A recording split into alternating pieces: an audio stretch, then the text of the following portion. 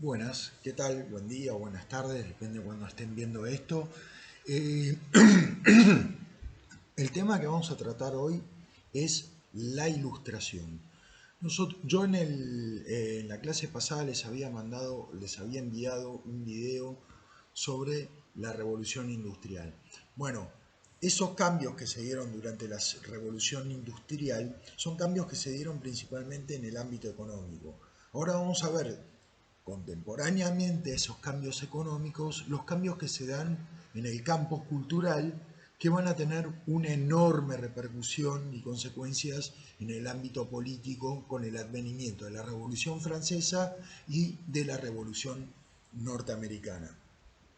Vamos a empezar un poco por saber a qué se debe este nombre ilustración. Ilustración viene de la palabra luz, ¿no? Del iluminismo, ¿no? De la luz. Esta luz, ¿a qué está haciendo referencia o cómo sirve de metáfora? La luz se refiere a la razón. Vieron que en los dibujitos animados, cada vez que a alguien se le ocurre algo, una genialidad, se le prende una lamparita. Bueno, este movimiento se llamó la Ilustración porque tomó como concepto central y muy importante en el ser humano es la existencia de la razón. ¿Por qué es importante la existencia de la razón? Bueno, si nosotros revisamos cómo vivía la humanidad hacía los últimos 1200, 1300 años en Europa, vivía en el campo, como habíamos visto, vivía en miedo, vivía en superstición y vivía en una enorme opresión o gobierno de la iglesia, ¿no? O de los conceptos cristianos. ¿Qué es lo que nos dicen estos conceptos cristianos? Bueno, nos dan generalmente las religiones cumplen el rol de, digamos, dar explicación a aquello que los seres humanos no pueden explicarse. En su momento, los indios pensaban, por ejemplo, que llovía porque Dios lloraba. No había una explicación científica de por qué llovía y por eso se le asignaban a la religión, a Dios, ¿no? Bueno, ¿qué va a venir a hacer? Con la razón, la ilustración va a tratar de desentramar todos aquellos hechos que suceden en el mundo y los va a tratar de explicar científicamente, racionalmente. Es por eso que va a haber una confianza creciente en la razón humana. Por otro lado, si nosotros tenemos confianza en la razón humana, nosotros veremos que cuando, por ejemplo, ustedes estudian algo o tratan de saber sobre algo, vieron que eso va en permanente mejoría. A medida que ustedes van aplicando la razón, van aplicando el pensamiento, aquello que ustedes están analizando, van progresando cada vez más en la comprensión de algo. Al mismo tiempo, si ustedes se van a vivir a una casa, vamos a decir, abandonada, por medio de su cabeza, por medio de la razón, ¿qué van a ir haciendo con esa casa? La van a ir mejorando, esa casa va a ir progresando. Bueno, esta generación que tenía tanta confianza en la razón iba a tener, por supuesto, por consecuencia, una confianza en el progreso permanente. Va a pensar que por medio de la razón nosotros vamos a poder llegar como especie, como humanidad, al progreso permanente. Por supuesto, la razón va a servir como una crítica, va a realizar una crítica fulminante a todo lo que es la superstición o las creencias religiosas. Superstición, nosotros sabemos que, por ejemplo, si pasas por abajo de una escalera no te vas a casar, si te cruzas con un gato negro te va a dar mala suerte. Bueno, eso es superstición y no tiene explicación racional, por lo tanto va a quedar totalmente descartado como un argumento válido en este movimiento que estamos viendo que es la ilustración.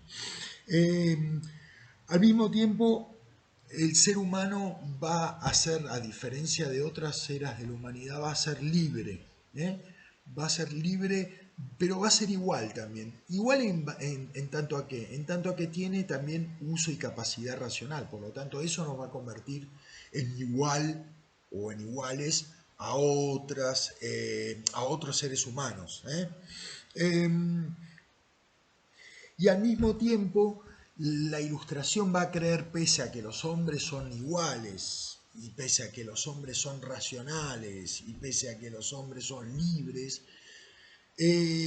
lo que sí va a considerar la Ilustración, que va a ser muy importante, es que generalmente, pese a ser iguales y libres y racionales, van a vivir sumidos en la ignorancia. Entonces, por lo tanto, va a haber un enorme desafío para esta generación, para qué hacer con el pueblo que en el 90% de los casos es ignorante. Bueno, la primera solución sobre esto la va a dar el despotismo ilustrado, ¿no? O sea, ¿qué va a decir el despotismo ilustrado? El despotismo ilustrado va a decir, pese a que el ser humano es libre, igual y racional, en todos lados vive sumido en la ignorancia y no puede utilizar esta capacidad racional correctamente. Bien, por lo tanto hay una necesidad de hacer un cambio que lleve a esos humanos que están sumidos en la ignorancia a la educación, a la ilustración, ¿no? Por lo tanto, lo que nos va a proponer el despotismo ilustrado es que para que este proceso se pueda lograr, ya que el estado de naturaleza es, si bien los hombres son iguales y racionales, están sumidos en la ignorancia. Entonces el estado de naturaleza del hombre es sumido en la ignorancia. Por lo tanto, tiene que haber un gobierno fuerte, en este caso es un despotismo ilustrado, donde gobierne un rey absolutamente asesorado por por gente ilustrada, para sacar a ese pueblo y cambiar toda la sociedad y echar por tierra con la superstición hacia la ilustración. Es decir, el rol del gobierno en el despotismo ilustrado es llevar al pueblo hacia la ilustración, hacia la educación. ¿Bien? Bueno, al mismo tiempo después vamos a tener otro escritor que es muy importante de la Ilustración, que va a ser John Locke. ¿John Locke qué es? John Locke es un inglés. John Locke va a ser el teórico de la monarquía parlamentaria, que es una forma de gobierno que nosotros vimos clases anteriores. ¿Qué es la monarquía parlamentaria? Es un rey controlado por un parlamento. ¿Qué va a considerar John Locke sobre el estado de naturaleza, es decir, el estado en el que nació el hombre y vivió el hombre durante miles de años? ¿Cuál es este estado de naturaleza? Bueno, el estado de naturaleza es, John Locke dice, los hombres son libres e iguales, propietarios, y además tienen capacidad de ¿qué? De vivir según las leyes naturales. ¿Qué son los derechos naturales? Los derechos naturales son aquellos derechos con los que nacemos como seres humanos. Es decir, John Locke va a decir que son la libertad, la igualdad, la propiedad y la vida. Esos son los derechos naturales, es decir, derechos que no se pueden enajenar del hombre, porque nacieron con el hombre. John Locke va a decir que, entonces, en el estado de naturaleza, el hombre va a ser capaz de vivir según esos derechos naturales. Bien, pero ¿qué sucede? Siempre hay alguien que va a querer violar esos derechos o pasar sobre esos derechos. Locke dice que quien va a ser es el monarca absoluto. El monarca absoluto sin control va a querer ir sobre los derechos naturales, romper con esa armonía, con ese derecho natural. Y entonces, ¿qué propone Locke para que ese derecho natural se cumpla? Una nueva forma de gobierno, una monarquía parlamentaria, donde el monarca esté controlado por el Parlamento, que va a cuidar por los derechos naturales. Es decir, que esa es la forma de gobierno, la monarquía parlamentaria, y el rol que va a tener el gobierno para Locke va a ser justamente preservar esos derechos naturales que existían en el estado de naturaleza, pero que tenían el peligro de ¿qué? el peligro de que sean violados o desconocidos o desobedecidos. Bueno, y finalmente otro escritor muy famoso y muy conocido y muy trascendente de esta época es Rousseau. Rousseau va a tener una concepción diferente del estado de naturaleza. Rousseau va a considerar que en el estado de naturaleza el hombre era bueno, era ingenuo y bueno, por eso él le hablaba del buen salvaje, ¿no? Era bueno e ingenuo, no conocía el bien y no conocía el mal. ¿eh? Pero ¿qué pasó? Para Rousseau de repente el desarrollo, el progreso, fue llevando a esta gente a transformarse en mala, ¿no? Que empezó a existir algo que él habla en contra, que en realidad Locke habla a favor, que es de la propiedad. Rousseau habla en contra de la propiedad, porque la propiedad es lo que hizo a la desigualdad entre los hombres. Por lo tanto, Rousseau va a decir que tiene que haber un contrato social. Un contrato social que termine con la propiedad y que lleve a los hombres a un término de igualdad. ¿Cuál es la mejor forma de gobierno para garantizar la igualdad de los hombres?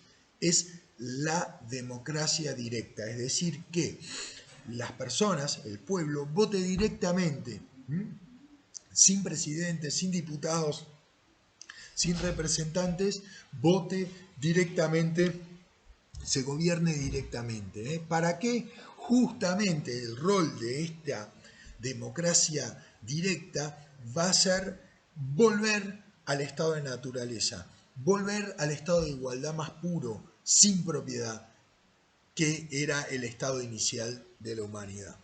Bueno, y finalmente el texto nos va a hablar de la economía de las ideas económicas durante la Ilustración.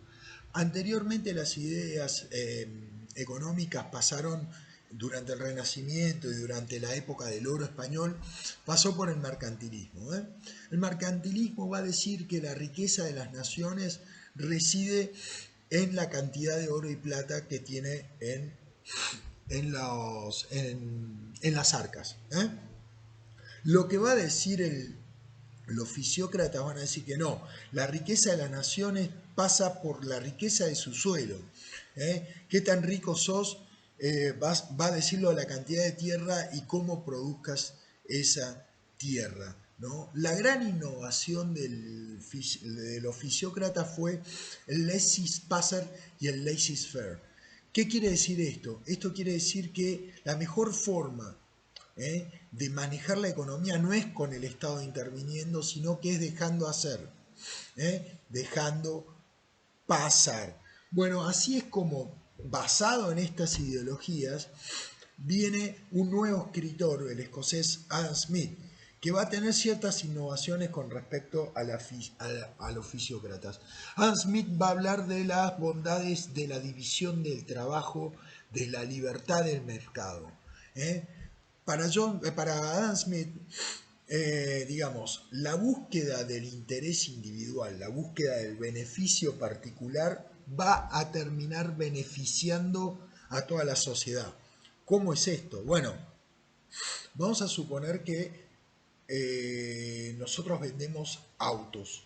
Vamos a suponer que vendemos autos en provincia de Santa Cruz. Somos los únicos que vendemos autos. Por lo tanto, ¿qué vamos a vender? Un auto seguramente muy caro y un auto seguramente muy malo. Como no tenemos nadie que venda, podemos vender como ustedes solamente pueden comprar ese auto, lo van a comprar a cualquiera sea el precio y cualquiera sea la calidad, porque necesitan un auto. ¿Eso por qué puede suceder? Eso puede suceder porque el gobierno de la provincia de Santa Cruz está impidiendo que otras personas vendan autos en la provincia de Santa Cruz. Así vemos cómo yo me beneficio, que soy el que vende autos, y el resto de la sociedad sale perjudicada. Pero en cambio, si el gobierno levantaría esos controles, ¿qué pasaría? Bueno, muchos otros vendedores de autos de otras provincias empezarían a vender en provincia de Santa Cruz. Entonces, esos tipos para poder vender el auto, para poder vender más autos que yo, van a bajar el precio de ese auto. ¿Eh? ¿Y eso qué me va a obligar a mí? A bajar el precio de mi auto. ¿Eh? Al mismo tiempo, el otro tipo, para poder vender más autos que yo, va a bajar aún más el precio. Y así yo voy a tener que, para poder vender tantos autos como él, voy a tener que bajar mi precio. Pero va a llegar un momento que no vamos a poder bajar más los precios, porque vamos a llegar muy cerca de los costos. Entonces, ¿qué terminamos haciendo? Mejorando la calidad. Entonces, uno mejora la calidad del auto y el otro, para no quedarse atrás, mejora la calidad del auto. ¿Qué terminó pasando? Terminó pasando que, gracias a la competencia, bajó el precio del auto y mejoró la calidad del auto. Vieron cómo la búsqueda del interés individual de cada uno de los vendedores llevó al beneficio general de la sociedad. A este mecanismo Adam Smith le llamó la mano invisible. Digamos que lo que dice Adam Smith es que al Estado, a la economía no la maneja el Estado, sino la maneja la competencia. Es la mejor forma de llegar a los equilibrios de mercado. Bueno, al mismo tiempo también Adam Smith va a mencionar una cosa que es muy importante, que es que los individuos, que la sociedad está formada por diferentes individuos. ¿Eh? Y esos individuos se juntan en sociedad justamente, o sea, ellos vivían aisladamente, ahora se van a juntar en sociedad. ¿Para qué? Para encontrar justamente beneficios, beneficios particulares. O sea, vamos a la sociedad para conseguir beneficios particulares. Bueno, ojalá que les haya servido. Principalmente esta explicación tiene que ver más que nada con las actividades del módulo, de la unidad, digamos, a la que nos referimos, que es la ilustración. Bueno, muchísimas gracias y nos vemos la próxima clase.